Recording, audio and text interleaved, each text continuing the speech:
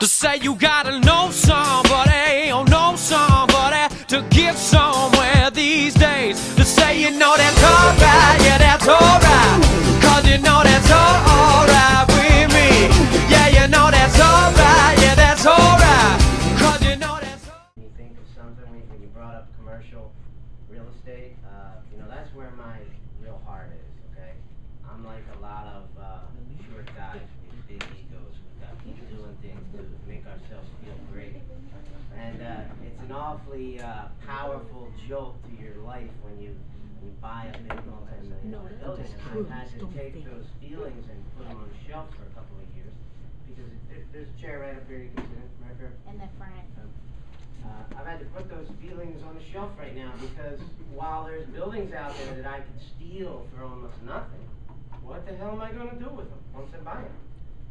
Nobody wants to rent them. These big, you know, $1 million buildings, or empty office buildings and warehouses and things like that. So that's kind of what led me to working with Jeremy more and start focusing on houses, which are certainly in abundance right now. And the other thing that was said when we went around the room is what Bill said, and I really appreciate you sharing with us some of your you know, your rough times in this business, because I've been through them too. And if you read my book, I mean, I came this close to really, I was so aggressive, buying, going crazy, buying. I had a $3 million building under contract that would have wiped me out. And luckily for me, the deal fell through because of my partner got sick. You can read about it in the book. But so I appreciate you sharing that with us. I've been thinking a little bit about that these days myself. It's hard not to when every single deal I look at is some family losing their house or some investor losing his house. And I'm a capitalist pig. I want to make money, but I mean, I got feelings too, and you can't help it. I mean, so many people losing their properties today. So, you know, you can't just ignore that and let it go by. One thing I didn't hear when we went around the room is nobody brought up any suggestions about anything in particular that you'd like to learn about. So, does anyone have anything that you're interested in talking about? Private money, getting together, getting private money or carrying mortgages, something seems to be a big thing now, because banks are so hard to get money out with deposits and down payments. Okay, that's a good subject. Seems like people want to do something with their money. Tax liens? Yeah, how do you negotiate with the tax liens? Okay. Eric? More types of creative marketing. Creative marketing? Yeah. Mm-hmm. Well, that one we don't let go. You give it. I'd like to hear the latest legal developments on land trusts inside of it. Legal developments on land trusts. Okay. Anything else? What happened to me, it's like, I want to know, well, how much money should you keep on the side per property? Like, when times do go bad, you know, what do you do to, you know, weather the storm? Because I thought I had enough money, and I just got wiped. That was like a domino effect. And once it starts happening, you're done. You know, it's really like, I want to know, you know, what's a safe amount of money to keep on the side. And like with tenants, I found a hard time with tenants renting houses. I had a duplex when I first started, and for 20 years I had two problems with the duplex. When I rented houses, I found that there was a whole lot of issues with people and renting houses. So I want to know, where would you go? Like, I was in the Northeast, where would you concentrate? Would you go back just to duplexes, would you split the mortgage, or would you just concentrate on houses and, you know, take it from there? I don't know. Okay. I don't know, Bill. Like, to correlate what he's saying, the do's and don'ts, is it better to get into housing or multi-unit buildings? There's pros and cons for both of them, so Well, everybody share their ideas. And well, some people like single homes. I'll start with Bill, and then I'll do Bill's, the other Bills, and then you can run with the rest of them. Okay? Yeah, just chime in anytime you want. Okay, where do you want to start buying? All right, Jeremy and I decided we're going to buy in Middle Bucks County, Montgomery County, right? Very serious about that. We put a lot of thought into it. So right after we made that decision, we did a deal in Mayfair, Northern Liberties, Fishtown, South Philly. Okay, we got what, 2 today. Was Port Richmond. Yeah. Yeah. Okay. I'm a big believer in keeping all your real estate in a nice, clean little pocket where it's easy to manage, okay? Because you run somewhere to go chase a deal, but then next thing you know, it all of a sudden becomes part of a portfolio. Someone calls you, they want to see it, and you got to drive 45 minutes to get down there. You get down there, they're not there. You know, that happens to you like 50 to 100 times. You really start to hate this business. So, I love to have stuff close to my home.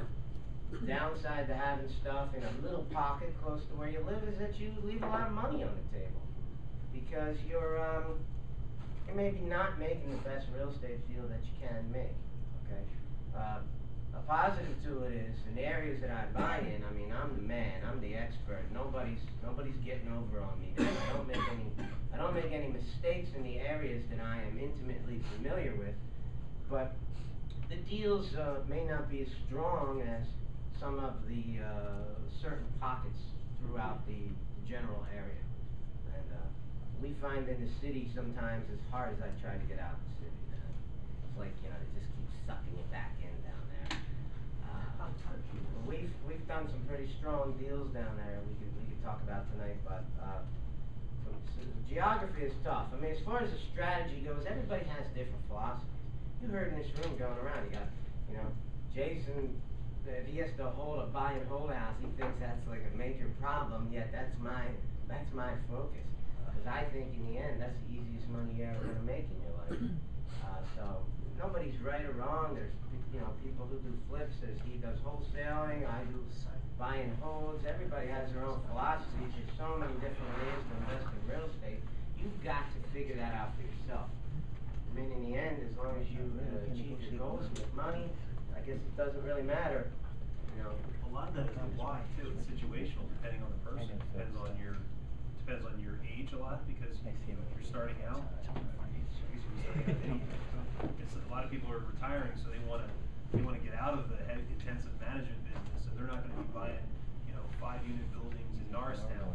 They want a single family house, you know, in Bucks County with a big backyard that they can put a tenant in there and not worry about it for 7 years. You know what I mean? They're not going to be doing rooming houses. They're not going to be. So a lot of it depends on where you are in your life and what your goals are. Some people have cash flow goals. Other people already have income from a place that they enjoy getting income from. Many people here still have W-2 jobs or own their separate business. So for those of you that like doing that, and there's plenty of people that like being in their job, you know, maybe their goals are different. They don't need cash flow, but what they need, they want to build is long-term wealth. And so it all depends. Some people do it for, you know, it used to be for tax purposes before Reagan, you know, got involved and got rid of that thing. So a lot of, I think, you know, the where is one question, but I think the why, like why are you even doing it, is the first question you need to answer. So I want to make money. Okay, what for, and how soon? You know, so I think that's there's a lot to be said about just asking yourself why you want to do it and what are all the different benefits. Do you want the appreciation? Do you want the growth? Do you want the income? Do you want the profit? And what are all the tax consequences of that stuff? That's one thing I have a little nerve about. Guys that always buy and flip, they're paying the highest taxes of anybody. Well, I mean, that's really good. Like, why? You gotta ask yourself that, okay? I can't tell you how many times I've had this conversation. You know, what are you hoping to get out of this meeting? Well, I want to flip houses. And then as you investigate it further, you know, between the husband and the wife together, they got $300 grand a year coming in. Well, what the hell are you gonna need flip houses for? Last thing you need is more income, right? HGTV. Right. And Yeah. I've had that conversation many times with new people who come to meetings. And if you've got sufficient income, I got a chapter in my book. It says, you know, don't earn too much money. I don't want to earn a dime more than I need. I sure as hell don't want to give the government any more of what I'm making. So I want to invest whatever extra money I have left over into real estate, and then I leave it there. It's, you know, it's part of what I call the 20/20 vision, where I'm